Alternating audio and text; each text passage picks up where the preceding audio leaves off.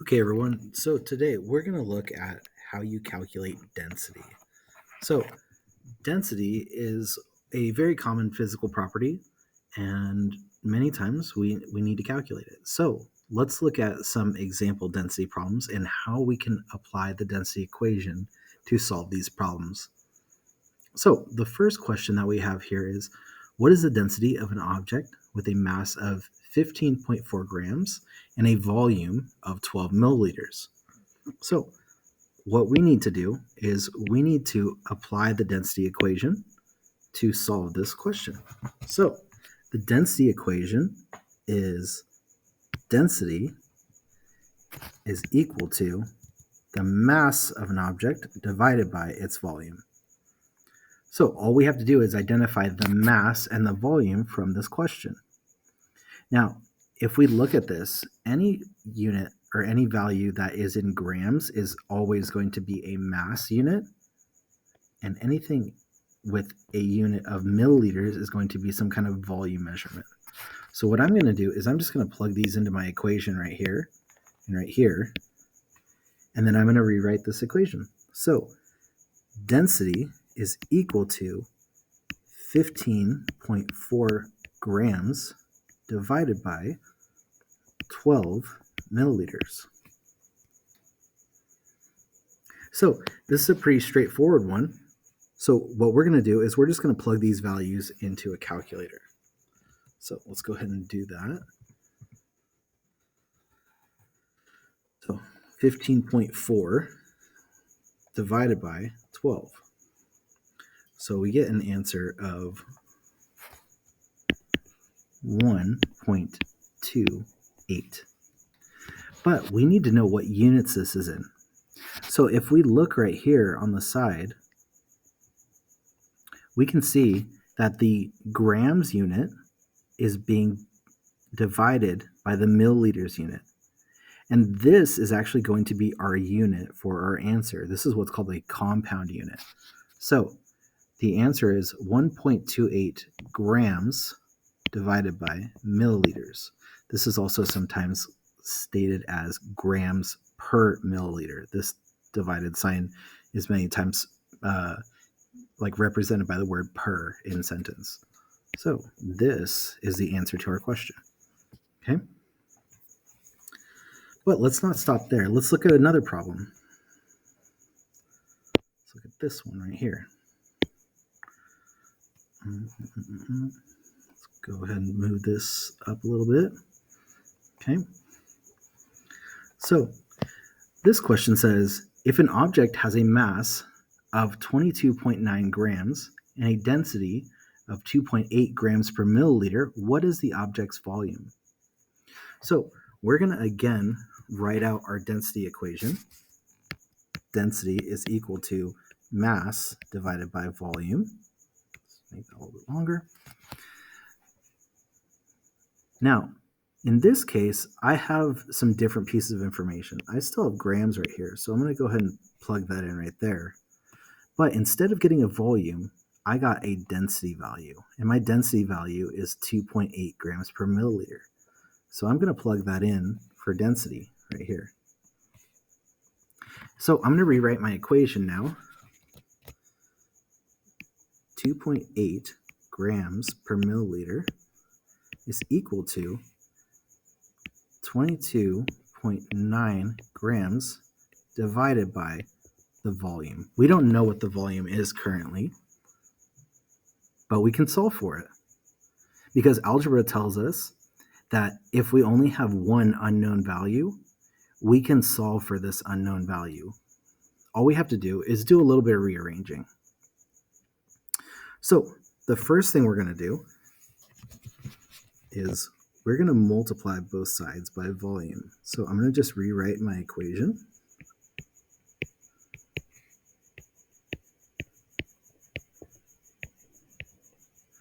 And like I said, I'm going to multiply this right side by the volume. If I do that, then this volume and this volume value will cancel out. I don't know what volume is right now, but I'm just saying that whatever it is, I'm going to multiply by that value. But algebra tells us whatever we do to one side of the equation, we have to do that to the other. So I'm going to multiply the left side of the equation by the volume also. So now I can rewrite my equation as 2.8 grams per milliliter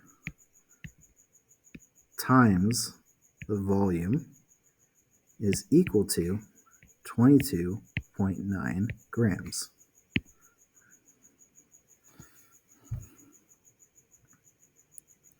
Now my goal here is to get volume completely by itself. I want this equation to read volume equals and then some amount of numbers. So to do that, I have to get rid of this density term. I have to move it to the other side. So to do that, first I'm going to rewrite my equation. 2.8 grams per milliliter times the volume is equal to 22.9 grams. Okay. So because the volume is being multiplied by 2.8 grams per milliliter, to get rid of it, I'm going to divide by that number, 2.8 grams per milliliter. Okay. Because now I have the same value on the numerator and the denominator, these cancel out because anything over itself is 1, and anything times 1 is just itself, so we can get rid of that whole thing. But here I have to divide by that same value, because whatever you do to one side of the equation, you got to do the other. So I'm going to divide this by 2.8 grams per milliliter. Okay. So now I have volume equals 22.9 grams divided by 2.8 grams per milliliter.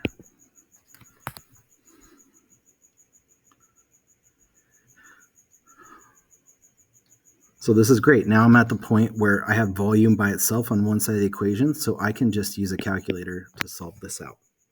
Okay, so let's do that. Let's go ahead and clear this out, move this over.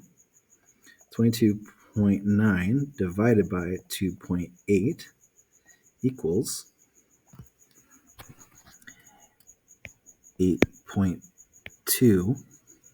Now we need to know what units this is in. Okay, but because we have grams on the top and the bottom, they can cancel out.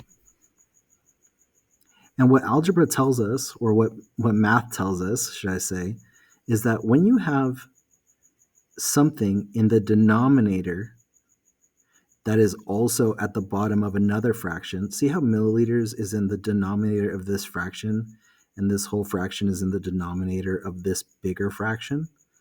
It means that this milliliters actually goes into the numerator.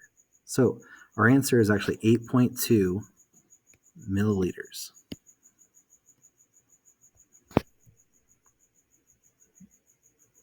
Okay? But again, let's not stop there. Let's do one more. Let's look at a little bit of a more challenging one. Okay?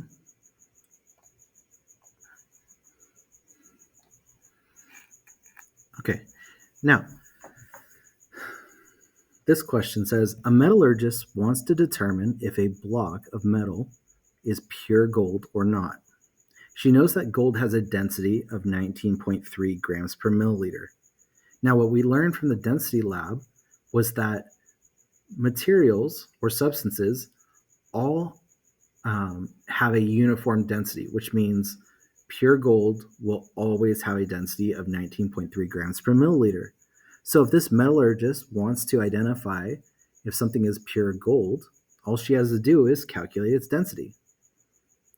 So she's going to do that. She takes the block that was provided to her and determines that its mass is 75 grams. She then uses displacement to determine the volume of the bar. She adds 100 milliliters of water to the container, or to a container, should I say, to which she adds a block. After adding the block, the new volume is 103.89 milliliters. Is the block pure gold? So we need to use our density equation. Density is equal to mass divided by volume. Now, if we calculate this out and our density is 19.3 grams per milliliter, then this is pure gold. And if it's not 19.3, then it is something else. Okay, it could be some kind of alloy that's got some gold, but something else in it as well. Okay, so we need to identify what we're given. We are told the mass right away, it's 75 grams. But it says that she uses displacement to determine the volume of the gold bar, which means we're going to have to do a little bit of subtracting here. Remember, displacement is when you take a known amount of water, you add an object, and then you measure its new volume. And the volume of the object you added is the difference between the new volume and the original amount. So volume is equal to the new volume, I'm going to put volume new, minus the original volume, volume original. Okay, so plug in some values here. V equals 103.89 milliliters minus the original volume was 100 milliliters. And just some quick mental math, volume equals 3.89 milliliters. Okay, so we now have our volume right here, and we have our mass over here. So I'm going to plug those into the equation. Density is equal to 75 grams divided by 3.89 milliliters. And now we're just at a simple math problem. Okay, so 75 divided by 3.89 equals, density equals 19.3, and the unit is grams per milliliter, right?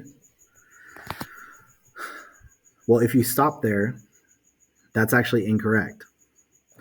And the reason why is because the question is the block pure gold? It didn't actually ask for the density.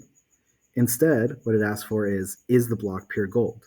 So we expected it to be 19.3, and it is 19.3.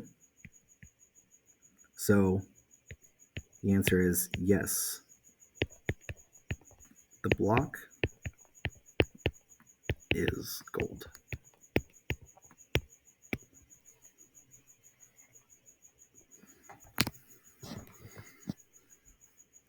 So hopefully some of these problems were able to help you out. You can always use this as a resource to help you out in the future if you ever get stuck. And always feel free to ask me questions if you are not sure what to do.